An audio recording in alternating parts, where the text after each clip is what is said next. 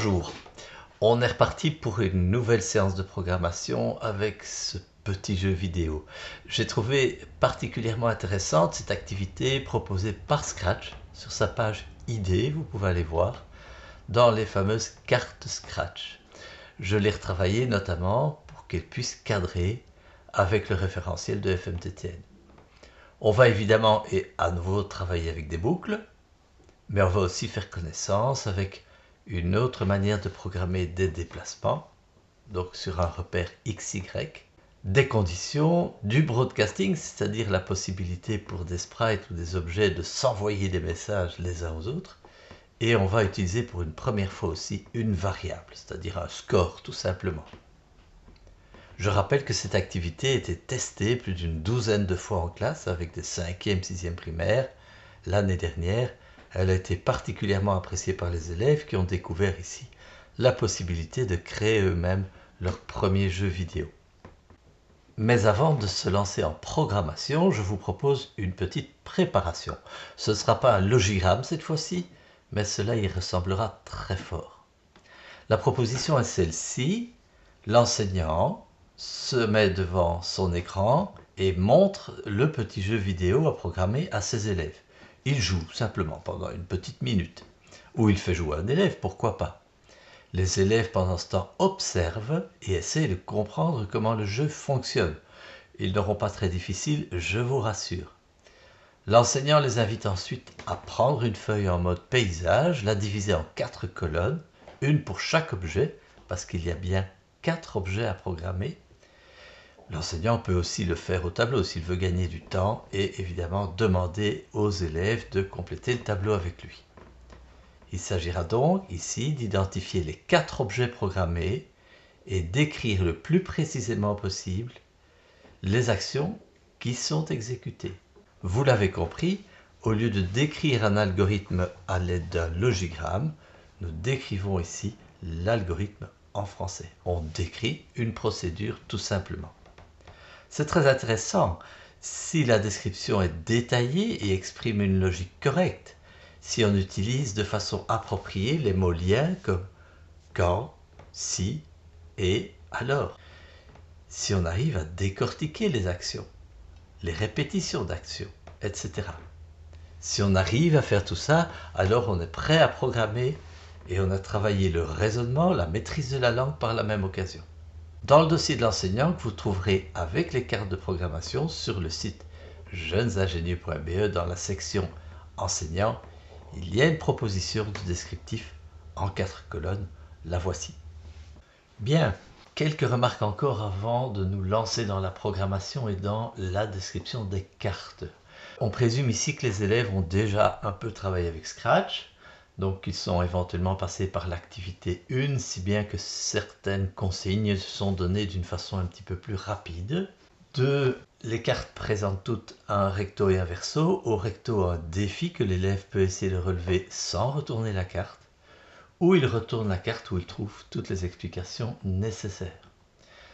3. Certains élèves risquent de vous demander s'ils peuvent choisir d'autres personnages, d'autres décors. En général, je dis oui, ok, mais attention, tu seras peut-être un petit peu perdu face aux consignes qui seront données un petit peu plus loin. Je te conseille plutôt de réaliser le jeu complet et puis de changer ou d'apporter des changements par après. Mais t'assurer d'abord que tu as compris le fonctionnement du programme. C'est au prof, évidemment, à un moment donné, à vérifier que l'élève a compris. Ça me paraît évident. Alors nous pouvons aborder les cartes proprement dites maintenant. La première carte, les pages 1 et 2, rappellent comment utiliser ces cartes tout simplement et rappellent aussi que ce projet a été inspiré par un projet Scratch. Je l'ai expliqué en début de cette séquence. Nous pouvons donc directement passer à la deuxième carte, les pages 3 et 4. À la page 3, on invite l'élève à charger le petit poussin qui s'appelle Chick, l'œuf, un œuf, j'insiste, ne pas charger les deux tout de suite, vous verrez pourquoi plus loin, à supprimer le sprite 1, le chat, et à charger un arrière-plan, l'arrière-plan Blue Sky. Et puis il y a une invitation à initialiser le code en plaçant Chick, le poussin, au milieu de la scène sur le sol. Initialiser veut dire au départ, quand on clique sur le drapeau vert, ajouter le bloc qui va positionner correctement le poussin sur le sol au milieu de la scène. Page 4 donc. Ici, on rappelle comment charger les sprites et l'arrière-plan, je n'y reviens pas. Par contre, il y a cette invitation à placer le poussin au milieu de la scène, en tout cas au milieu horizontalement. Certains élèves se rappelleront peut-être qu'en mettant 0 ici à la place de X et en validant, on va avoir un poussin qui est bien centré. La position verticale, par contre, est ici de moins 120. Et donc, l'élève est invité à placer des blocs pour initialiser, c'est-à-dire pour que ce poussin se positionne exactement comme cela chaque fois que le jeu démarre, même si entre deux parties, il s'amuse à le déplacer manuellement.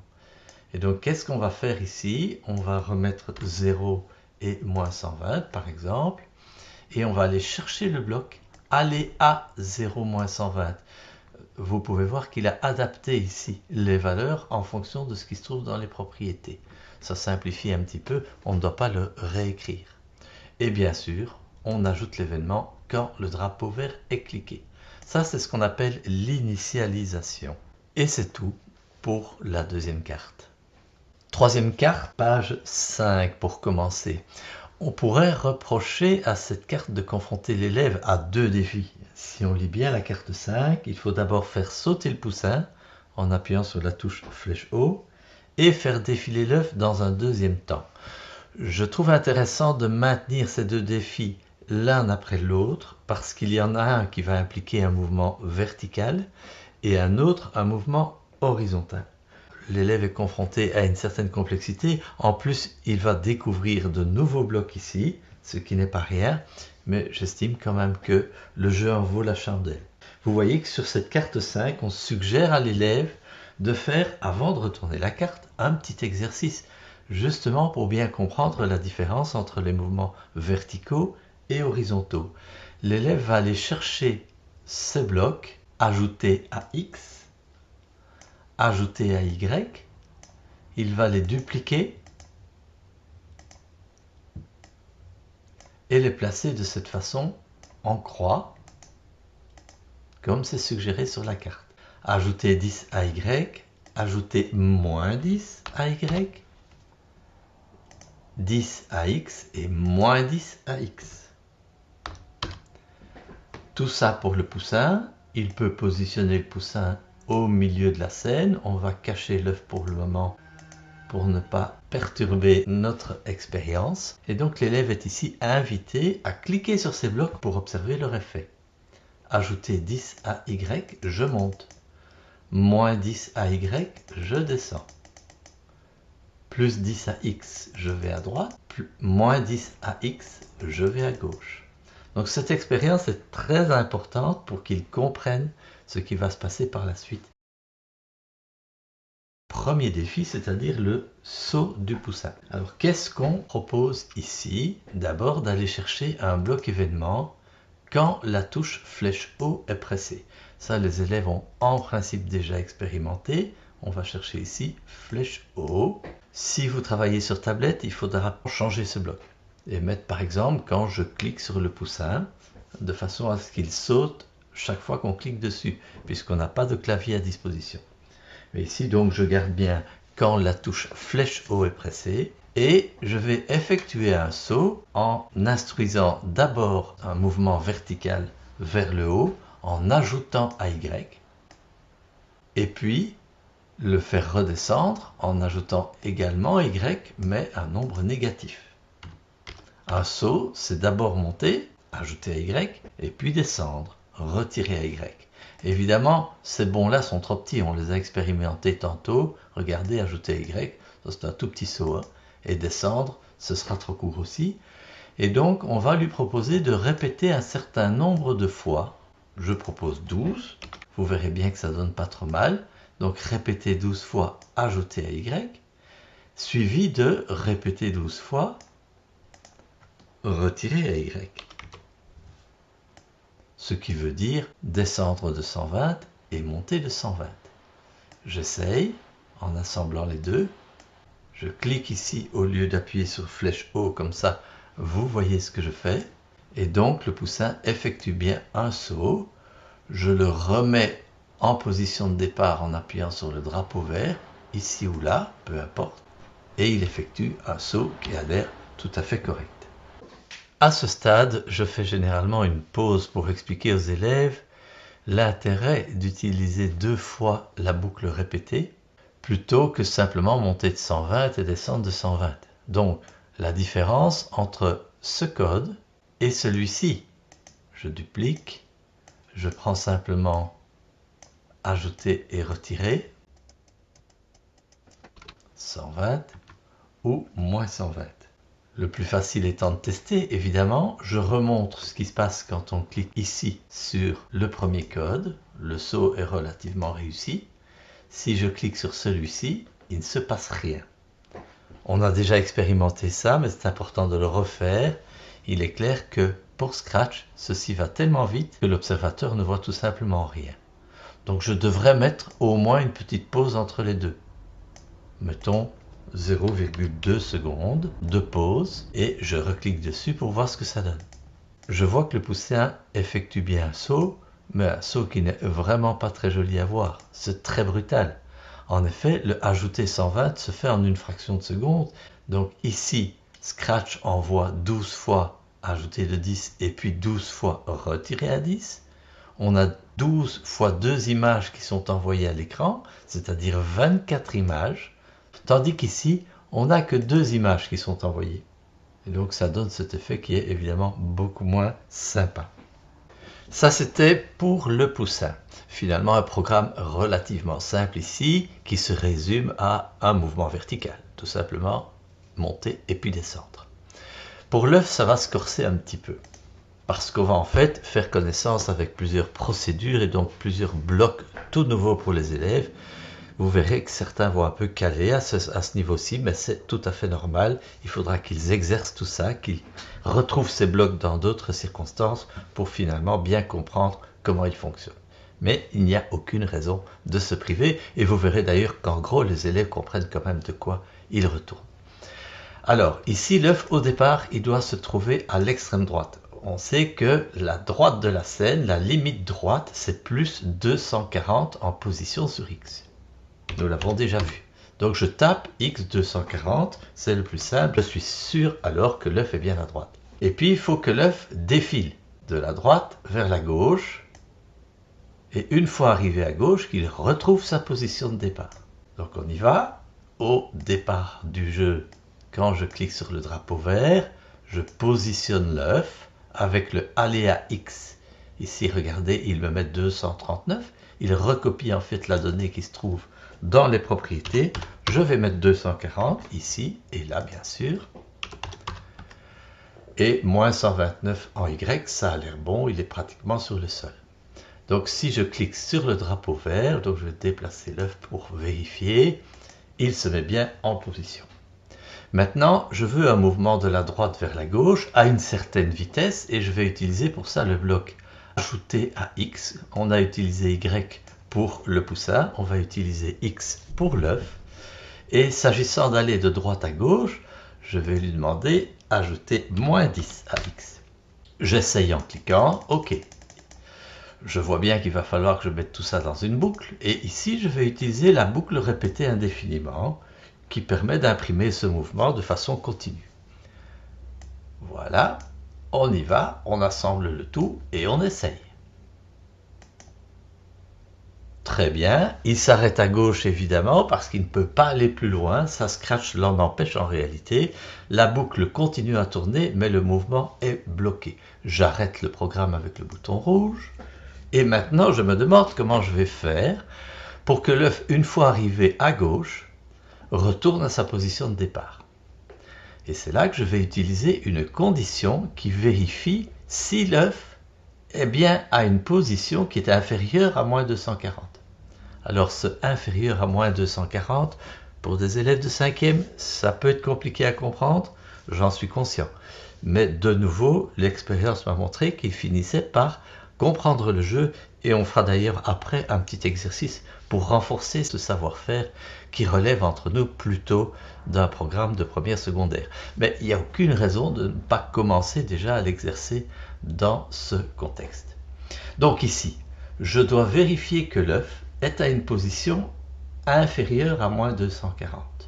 Je vais chercher un test pour ça. On y est, les fameux si. Une procédure absolument essentielle en programmation. Qu'est-ce que je vais vérifier? C'est la position de l'œuf.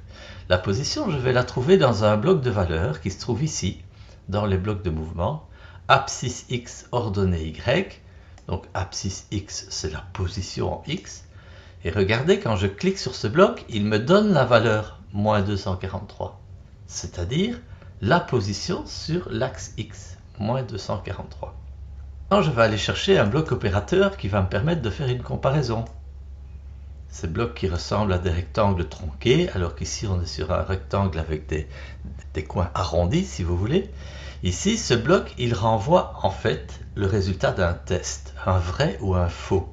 Si je tape, par exemple, 200 est inférieur à 50, il va me renvoyer ce faux, évidemment. 200 n'est pas inférieur à 50, il est supérieur à 50.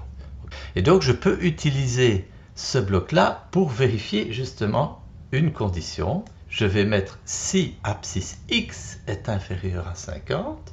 Regardez, ici, abscisse x est à moins 243. Il me renvoie, c'est vrai, true en anglais.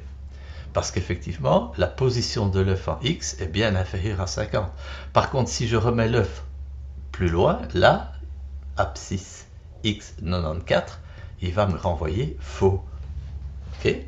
Donc, on a un bloc opérateur qui me permet de vérifier une condition et la valeur contenue dans abscisse x qui, elle, est évidemment fournie par Scratch. Et j'utilise tout ça pour faire mon test. Cette condition est rencontrée, alors c'est pas inférieur à 50 ici, c'est inférieur à moins 240. Si cette condition est rencontrée, je vais reprendre le bloc ici pour la position de départ et le remettre simplement ici dans le test.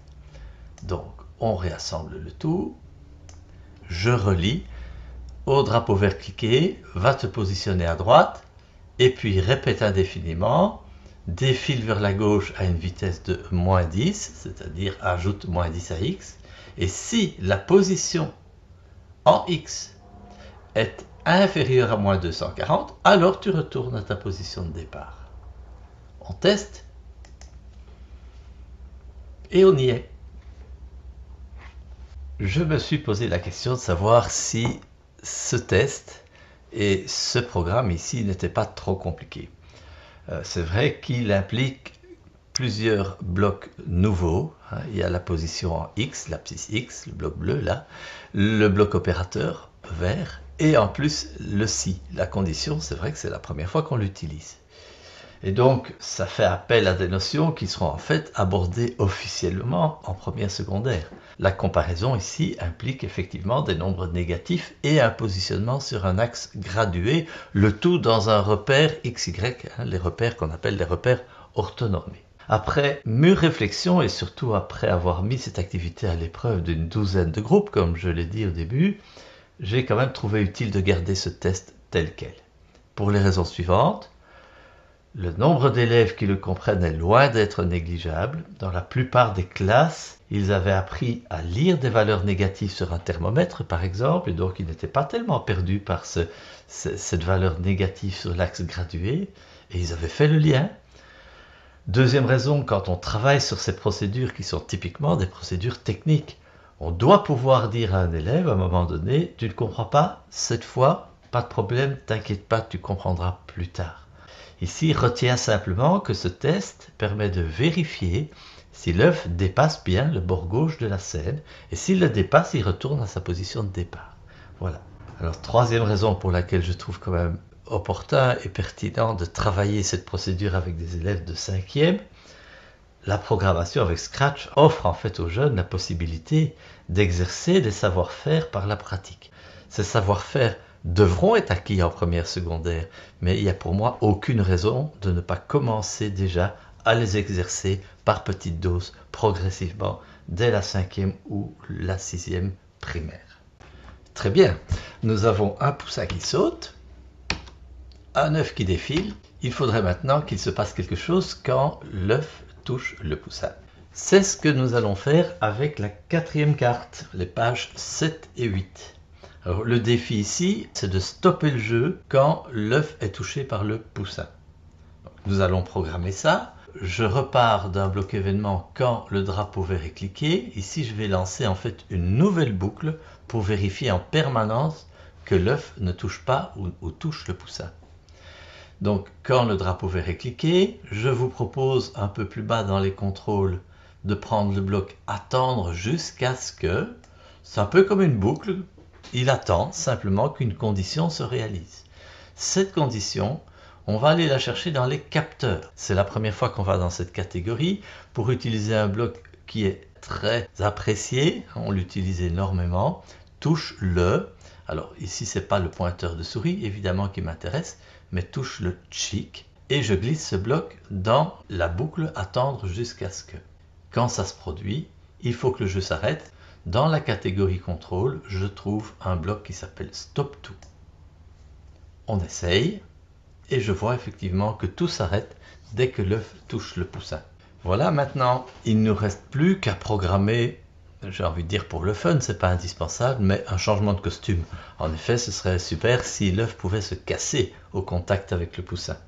Pour ça, on va aller chercher dans les costumes de l'œuf. Il en a plusieurs des costumes, mais on va utiliser les deux premiers. Le premier, c'est le costume œuf intact. Le deuxième qui s'appelle Egg B. Vous voyez, le nom du costume est là au-dessus, ou en dessous du petit miniature qui le représente.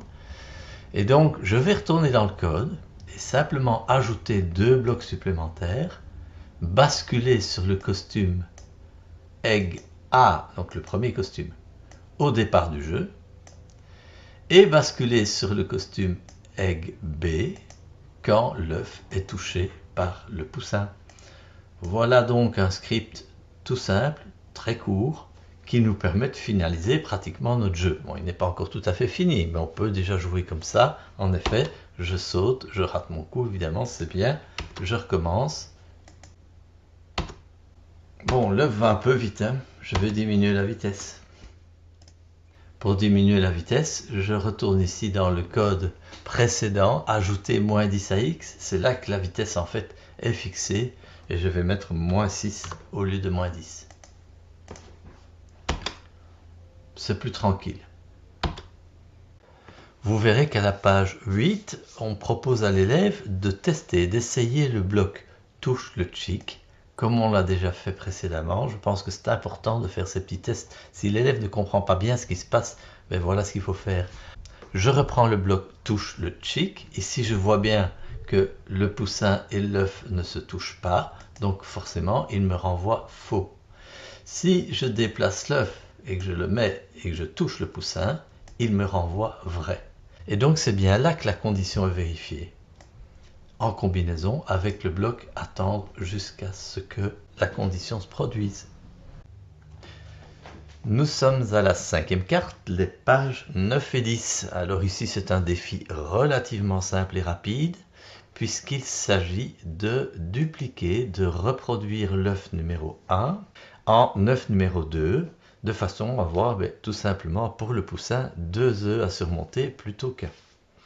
Alors, ce que nous allons faire ici, c'est dupliquer l'œuf 1, tout simplement.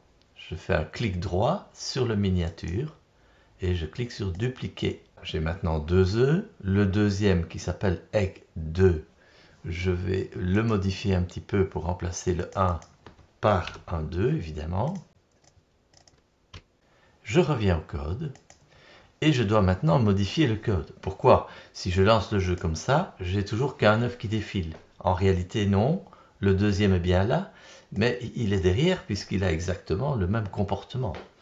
Nous avons reproduit les costumes de l'œuf 1, mais on a aussi reproduit son code. Donc si le code est rigoureusement le même, le programme donc, bien forcément le comportement de l'œuf est le même et ils se cachent l'un l'autre. Donc ici, ce que je vais faire, très simplement, c'est ajouter une petite pause au démarrage pour l'œuf numéro 2. Donc je vais dans le code de l'œuf numéro 2, je prends la pause attendre une seconde que je mets tout au début, et maintenant je vais avoir deux œufs qui circulent à des vitesses et à des moments différents. Bon, là il faudrait que je joue quand même, voilà. C'est aussi simple que ça. Alors nous sommes maintenant à la 6e carte, les pages 11 et 12. Ici, il va être question de programmer la fin du jeu en fait. On voudrait bien qu'à la fin du jeu, un message apparaisse perdu, puisque le jeu se termine quand on touche un œuf, hein, on est bien d'accord. Comment allons-nous faire? On va créer un sprite qui va montrer ce message. Un sprite message, si vous voulez. Donc les sprites, les objets peuvent être évidemment des petits animaux, des objets quelconques, mais ça peut aussi être un texte qui apparaît à un moment donné. L'avantage, si on le fait sur un sprite et pas sur un arrière-plan, on pourrait aussi le mettre sur un arrière-plan, hein, le message perdu sur un deuxième arrière-plan. Mais l'avantage d'un sprite, c'est qu'on pourra lui ajouter des effets. Notamment le déplacer, le bouger, changer de couleur, chose qui sera plus compliquée si vous l'incluez à un arrière-plan.